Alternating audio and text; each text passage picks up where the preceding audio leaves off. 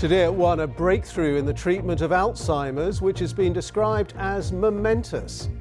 A new drug, lecanemab, slows the disease in its early stages and could herald a new era of treatment. This is so exciting because now we're getting results, the first results that are indicating that the drug is successfully treating the underlying cause. But at the moment, the drug's impact is relatively small and there are some serious side effects. Also this lunchtime, Britain's failing railways. New figures show the highest number of cancellations since records began 8 years ago. It's absolutely exhausting to constantly have to look at the train times every single day and hope, beyond hope, that I'm not going to be stranded anywhere.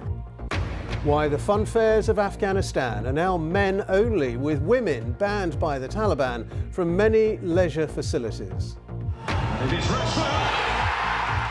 And after beating Wales, England now prepare to face Senegal in the last 16 of the World Cup. And coming up on the BBC News Channel, England's first test in Pakistan in 17 years could be delayed by a day after 14 players and staff are hit by a virus in Rawalpindi.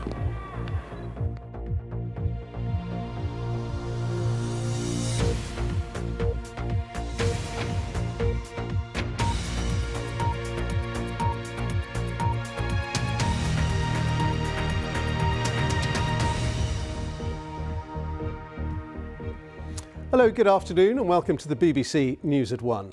It has been hailed as a momentous and historic breakthrough, a drug which, for the first time, seems to slow Alzheimer's, the most common form of dementia.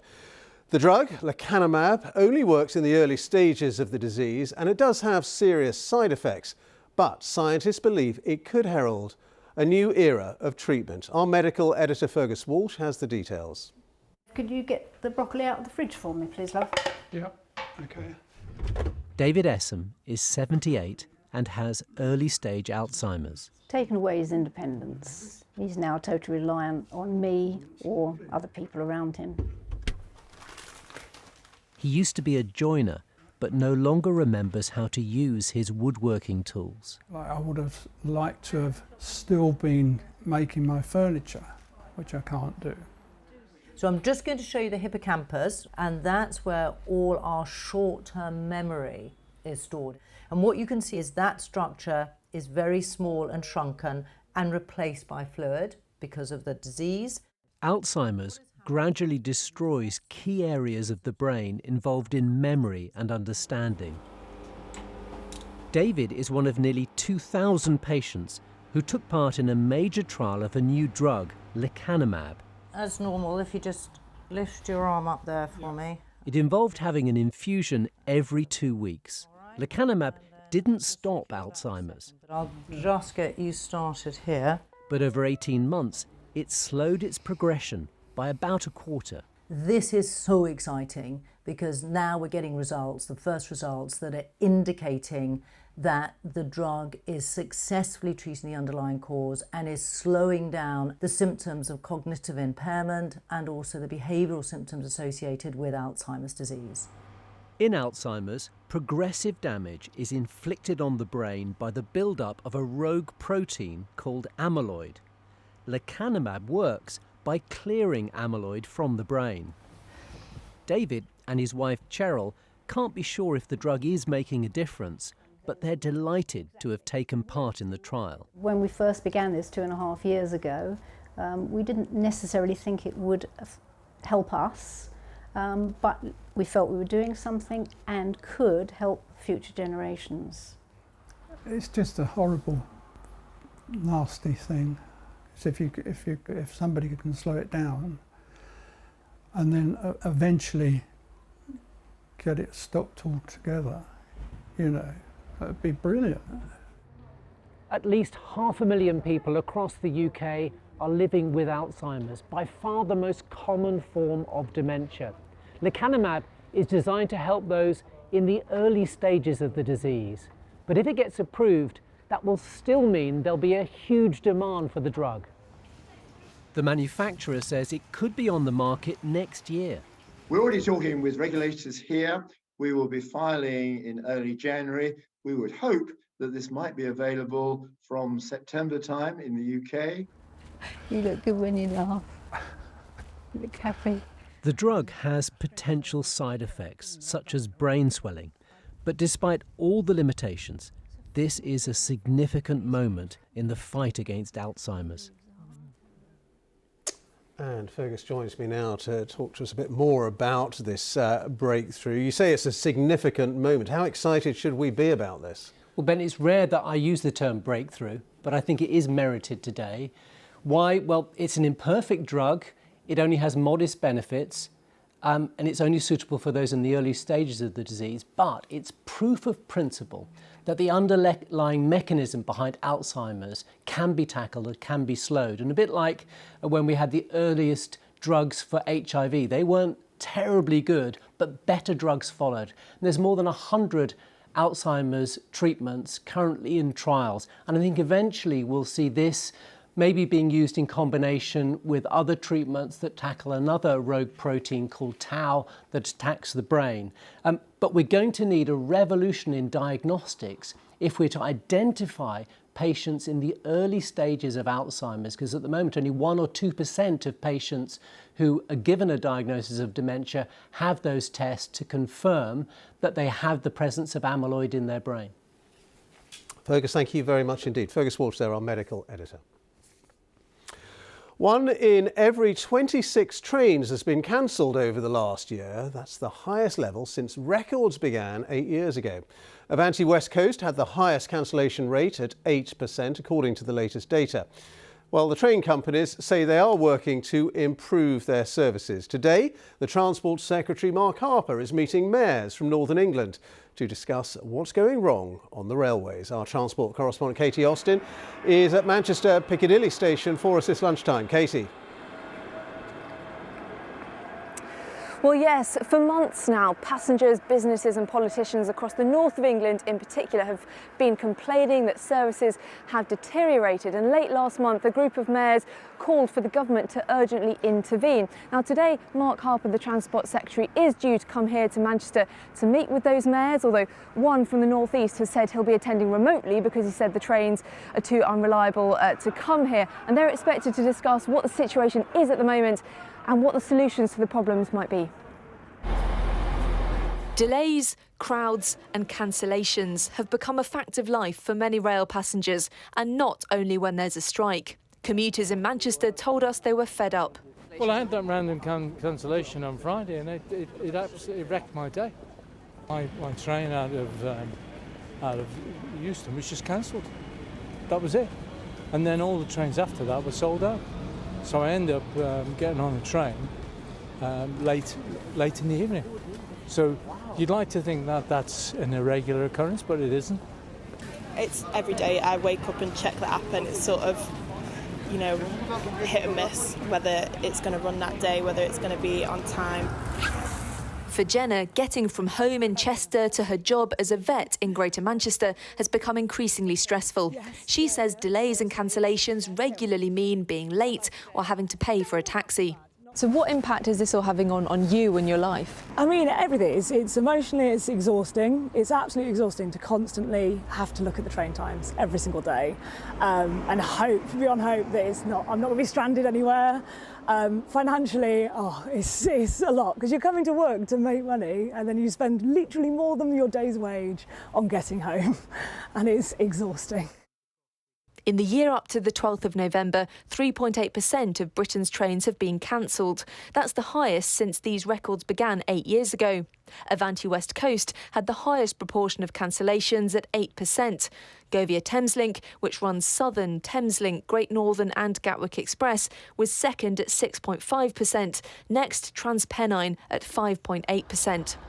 A group of mayors want the government to intervene to help the situation in the north of England improve. If this was happening in London and the South East, there would be uproar. So the Secretary of State is someone that could resolve this problem and find the solution. So that's what we'll be saying to him today. Those stats include problems caused by infrastructure or weather, but not strike days or trains cancelled in advance. Train companies have apologised for disruption. Avanti and TransPennine say they've had lots of staff off sick and a backlog of drivers training. Govia Thameslink said the long-term effect of the pandemic and staff sickness had affected its performance, plus other problems like severe weather. It said it had a plan to improve. Avanti is still running a reduced timetable after drivers stopped offering to work overtime in the summer. It's gradually increasing services again and says its new timetable won't rely on overtime. TransPennine also says not having a rest day working agreement in place with drivers gives it less flexibility with the rota. Whatever the problems, passengers just want solutions to come down the track. Katie Austin, BBC News. The Ukrainian government says a new hotline for Russian soldiers to surrender is now getting 100 calls every day. By calling the hotline or entering details through messenger apps, Russian troops can arrange the best way for them to surrender to Ukrainian forces. It is called the I Want to Live project. Well, our Ukraine correspondent James Waterhouse has been listening to some of the calls from Russian troops. A Ukrainian message for Russian soldiers. What are you fighting for? Asks this propaganda video. At one point, it offers cash for giving up weapons or machinery. Before two numbers appear, Ukraine's surrender hotline. From frontline to phone line. This secretive operation takes place in Kyiv. One call operator, who we've kept anonymous, says she gets up to 100 inquiries a day. There are different calls. They tend to happen more in the evening or nighttime. It's because, she says, it's the only time they're alone. We've been given some recordings and used actors to voice them. Hello, this is the Center for Surrender into Captivity. Hello, I was given this number and was told that this is how you can voluntarily surrender. I'm in Kherson region. First, can you please go on Telegram, find the I Want to Live chatbot and complete the questionnaire? I can't. They took our phones. I just don't understand exactly what to do when Ukrainians come. Do I drop to my knees or what?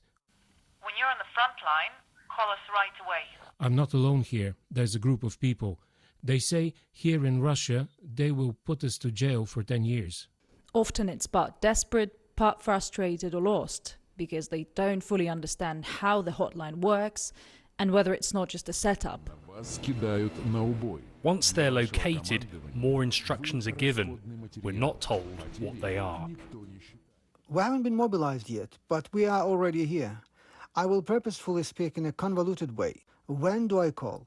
For more information and to save time, go to our Telegram channel called I Want to Live.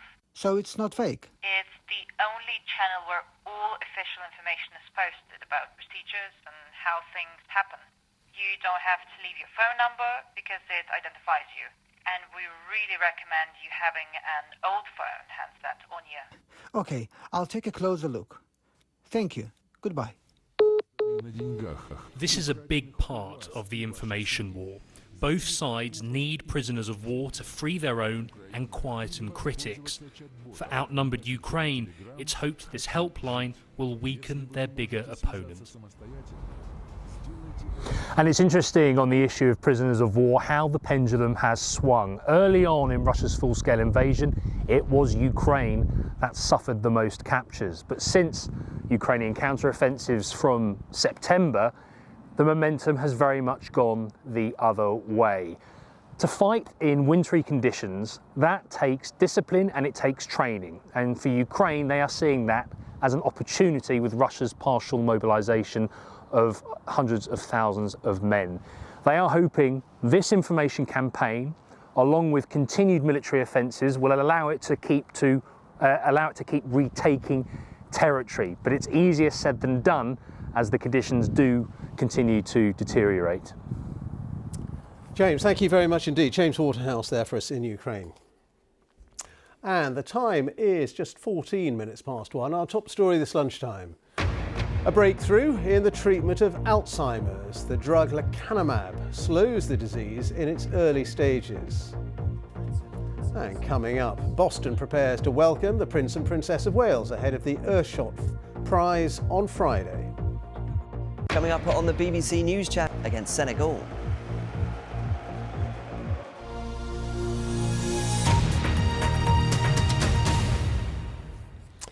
At the World Cup, England are preparing to face Senegal this weekend. It follows their comfortable 3-0 victory against Wales last night, meaning that Wales are now out of the tournament, which had been their first World Cup finals for more than 60 years. Well, our sports correspondent, John Watson, can join us now from the Qatari capital, Doha.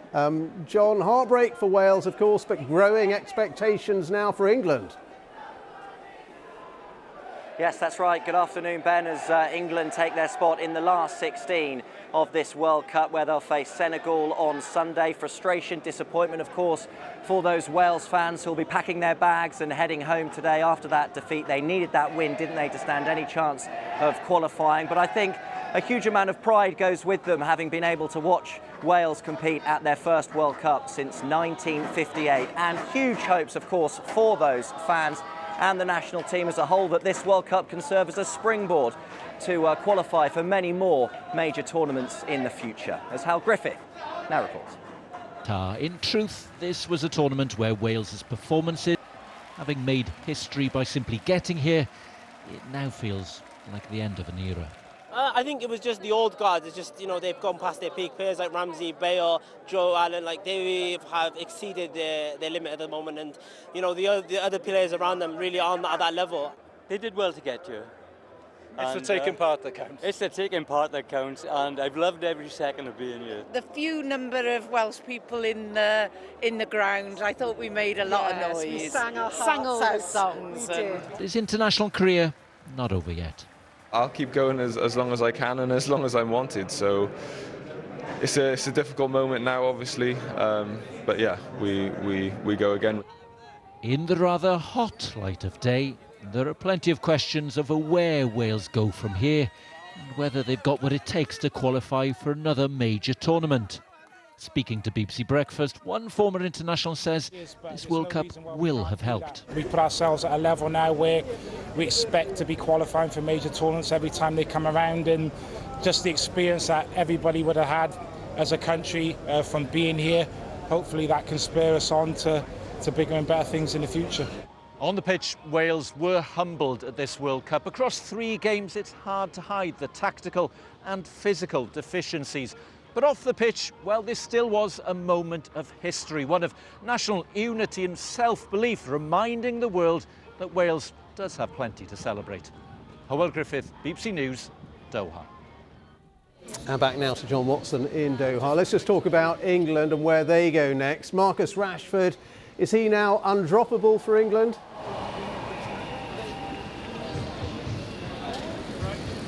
Start in that last 16 tie, not least, of course, because he is now England's top scorer at this World Cup, joint top scorer in the World Cup as a whole after those 2 goals last night. One of them a brilliant free kick, of course, adding a personal moment for Marcus Rashford after scoring that free kick last night as he dropped to his knees and pointed to the sky.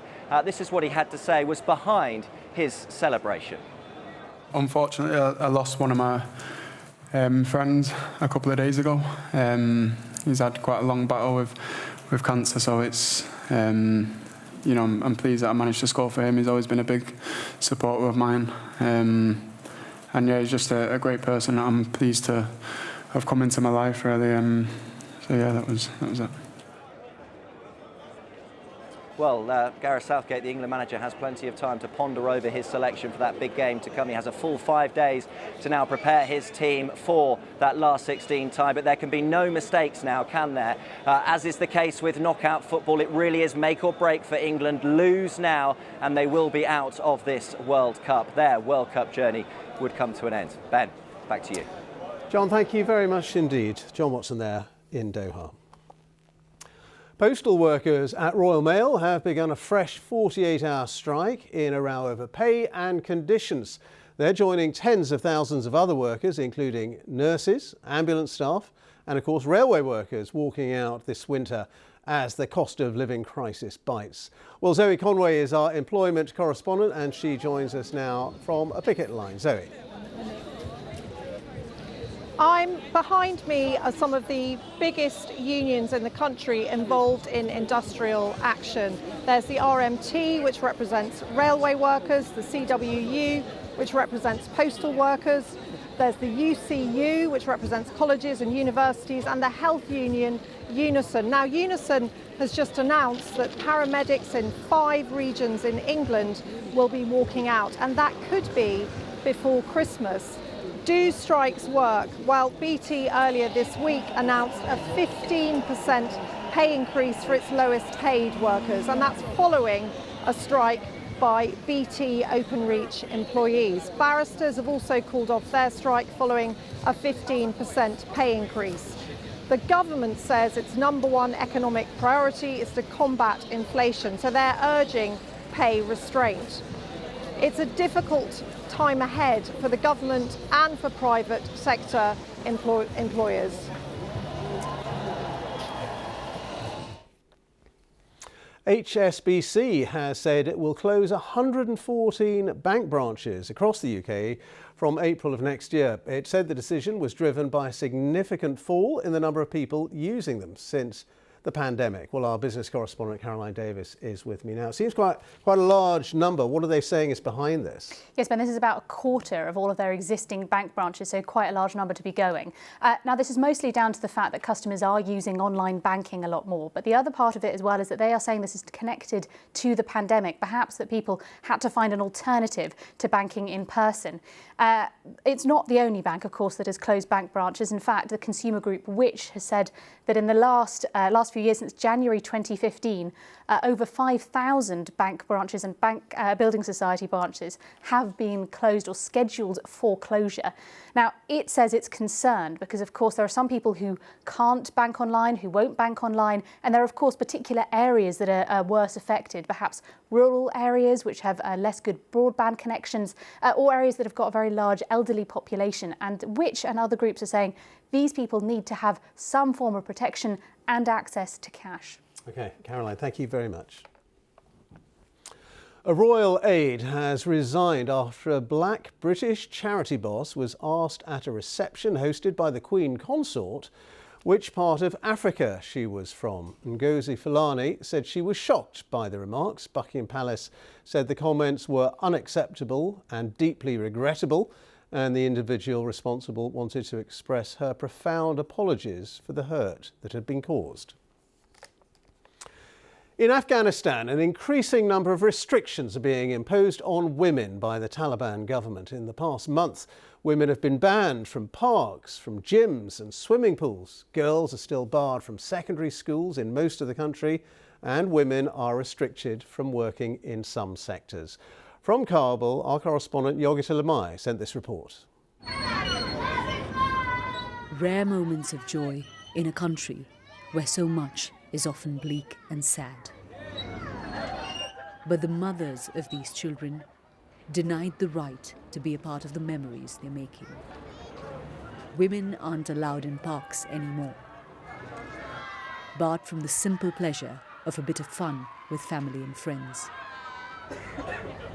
This is only a male privilege now, one that many from the ruling Taliban appear to enjoy, while they block half of the country's people from it. I'm not allowed inside the park. This is the closest that I or any other woman can get to it. There are some who'd say that this move doesn't really impact most of the country because at this point, having a fun evening out is a luxury that a majority of the people simply cannot afford. But that's not the point. It's about the symbolism of the move and what it tells us about the intent of the Taliban. A few weeks ago, activist Zarifa Yaqoubi and 3 others were detained. Another move that belies a hardening of the Taliban's stance on women. There's more. This is Badakhshan University in the north. Female students weren't allowed to enter unless they wore a burqa. They have the opportunity to... And this young student is now questioning what could come next. We're hiding her identity to protect her. every day when I wake up. As a girl in Afghanistan, I have to hear new news. Day by day, these limitations come fast, and we are waiting to hear that. Might be tomorrow, they said, yeah, you cannot come out from your home and you have to stay just to your home. Not far away, the Taliban's morality police, its vice and virtue ministry. Another place Afghan women are barred from. I asked the spokesman why they were clamping down on women. In the past 15 months, we gave our sisters the opportunity to go to parks and other tourist places. Unfortunately, they were not following Islamic rules. About schools, you have to ask the Ministry of Education. But with regards freedom of speech, women can ask for their rights. Women aren't able to raise a voice, are they? Because those who have been jailed or their protests have been stopped. In every country, if women or men challenge the orders of the state, they are stopped. In other countries, they have been killed. We have not done that. But if someone is raising their voice against the national interest, of course, they will be silenced. The Taliban's words don't scare some, like Leila Basim. She's participated in multiple protests and recently set up this library for women to counter the growing restrictions. We are not afraid of death or that the Taliban might torture or threaten our families. We are scared of being omitted from society. And it's disappointing that the entire world is supporting the women of Iran, but not the women of Afghanistan. We feel broken and forgotten. Half of the country's people uncertain about their future. Trapped in the only nation in the world where teenage girls are barred from school. Yogita Lemay, BBC News, Kabul. The Prince and Princess of Wales will arrive in Boston today for their first visit outside the UK since the death of Queen Elizabeth. A star-studded ceremony for the Earthshot Prize rewarding environmental innovation will be held in the city on Friday. Daniela Relf reports for us now from Boston. It is a first visit to Boston for the Prince and Princess of Wales, a 3-day trip culminating in the Earthshot Prize ceremony. William and Catherine come here with a sense of history. The royal couple arrived in Washington this afternoon for their first visit together to the United States. Diana was the last Princess of Wales to visit America. The princess's bright red woolen suit, with its crystal Carrington shoulder line, drew the crowd's admiration. Her star power made a huge impact. But her son and his wife are said to want to carve out their own way of doing things. We have been working on... It is Boston that will also be on show this week, with the city's mayor as host. I remember growing up as a young girl and in an immigrant family. My mother barely spoke English, but she followed Princess Diana every step and just felt so connected. That is the power that I think the royal family has, the legacy, molding that to this current moment and the actions and the challenge to come together that we really need. Boston is, of course, home to American royalty. President Kennedy was born here, and his family remains strongly connected to the city. We choose to go to the moon. The work and words of JFK still matter. His moonshot speech in 1962 inspired the whole Earthshot vision. We choose to go to the moon in this decade and do the other things, not because they are easy, but because they are hard. He wanted ambition and urgency in space travel. Earthshot shares the same values, fighting climate change. This is an important trip for the Prince and Princess of Wales, both professionally and personally. A chance to establish themselves in their new roles on a global stage. But it's also the first time they've been to America since the Duke and Duchess of Sussex moved here. There are currently no plans for William and Catherine to meet Harry and Meghan. Now Boston and beyond are preparing to welcome the Prince and Princess of Wales. Final preparations are underway. For the local media, a royal visit makes headlines. I think people are excited to see them. The places that they've chosen to go show a desire to really interact with Bostonians. Boston can be a very tough town. People here don't like a phony. The Prince and Princess of Wales will get to know this city well over the coming days as they take their message stateside. Daniela Ralph, BBC News, Boston. OK, time now for a look at the latest weather forecast for you. Here's Ben Rich, looking a little bit foggy there. Yeah, it's a bit murky out there, Ben, and I have to say there is a change on the way, because after what has been a mild but rather wet November overall, we move into the start of December tomorrow with some drier but colder weather. And as we've already said, it's a bit murky out there right now. So even for the last day of November, it feels really rather chilly in some places. Parts of northern England, southern Scotland stuck under persistent cloud and fog, have temperatures around freezing right now. Compare that with the Isles of Scilly, 13 degrees, given a little bit of sunshine here. And through the rest of the afternoon, I think it will be western parts of England and Wales that see some of the best of the sunshine. Elsewhere, rather grey and murky with some patchy rain for Northern Ireland and western Scotland. Temperatures here, 11 degrees for Stornoway, stuck under those rather murky conditions, maybe just 4 in Newcastle. And through this evening and tonight, could see the odd shower across the southeast of England. Bit of rain for Northern Ireland and western Scotland. Elsewhere, it is that mishmash of murk again. Some low clouds, some areas of fog here and there. If the sky's clear for any length of time, well, you could get a touch of frost. If it stays cloudy overhead, well, probably still a few degrees above freezing. Now, the weather at the moment as we go into December, dominated by a big area of high pressure centred over Russia, which is blocking the progress of these Atlantic weather systems. They are not going to have a big part in our weather story over the next few days. In fact, if anything, the rain in the northwest of the UK tending to retreat tomorrow. Many areas starting with some grey and murky conditions, some of which will not lift and clear. And once again, if it stays grey and murky where you are, it's going to be another rather chilly day. Out towards the west, though, 11 for Plymouth, 12 in Belfast. Given a little sunshine, it will feel a bit milder. Now, on the face of it, Friday is very similar, but we will have a bit more of a breeze developing, an easterly breeze across some of these southern parts, and that may help to break up some of the cloud across Wales, southwest England, the West Midlands, perhaps Northern Ireland as well, seeing a bit more in the way of sunshine. But with that strengthening breeze, well, it will start to feel a bit colder. Into the weekend, our big high still centred in the northeast of Europe. These areas of a low pressure trying to squash in from the south. And what that will do is it will strengthen the wind even further. And that will make it feel even colder. There could even be some wintry showers over high ground. And then into next week, this is a long way off.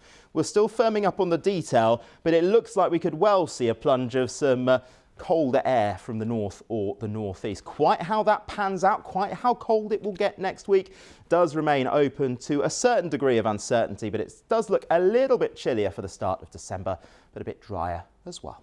Ben. Thank you very much indeed, Ben Rich. That is it from the BBC News at 1, so it's goodbye from me, and on BBC One now we'll join the BBC's news teams where you are. Do have a very good afternoon.